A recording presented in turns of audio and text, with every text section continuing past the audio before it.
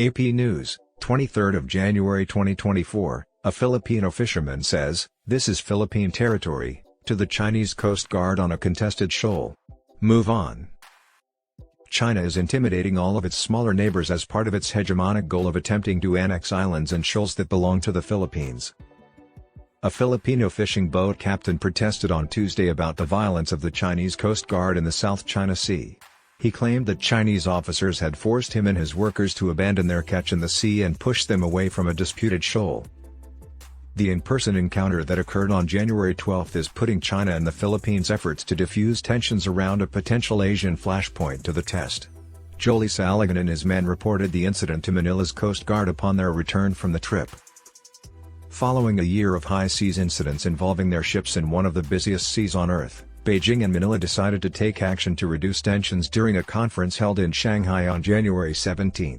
Fears of a massive armed war, including Washington, Manila's long-standing treaty partner, have been aroused by the hostilities.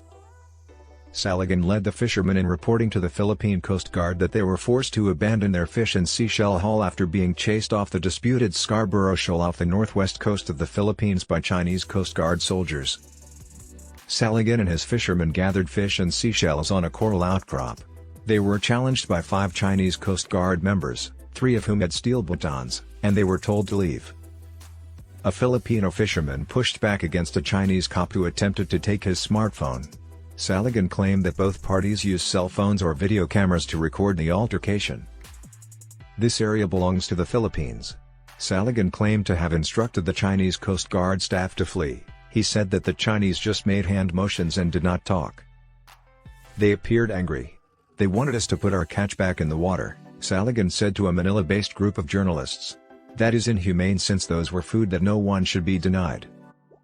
To stop the argument from getting worse, Saligan claimed he decided to throw some of their fish and seashells into the ocean and head back to his mother boat, the FV Vrail. Saligan's remarks prompted no immediate response from Chinese officials. Beijing has defended China's sovereignty and the right to protect the fishing atoll from incursions and previous confrontations over the Scarborough Shoal.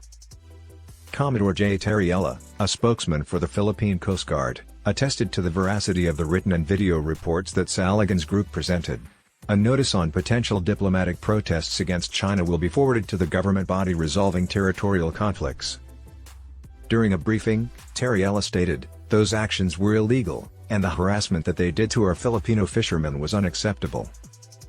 However, Terriella stated that the Philippine Coast Guard was still optimistic that the agreement between China and the Philippines to reduce tensions would have a positive impact and encourage a peaceful settlement of the problems.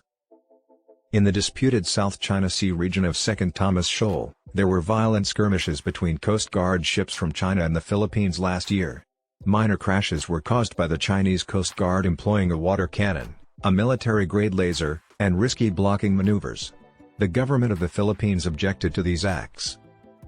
The U.S. issued a warning to protect its oldest Asian ally, the Philippines, against any armed assault on its forces, ships, and planes, especially those operating in the South China Sea.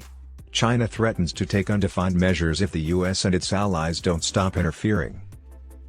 Scarborough Shoal was seized by China in 2012 following a standoff with the Philippines. In 2016, an international tribunal declared that Beijing had infringed upon Filipino fishing rights and invalidated China's claims in the South China Sea.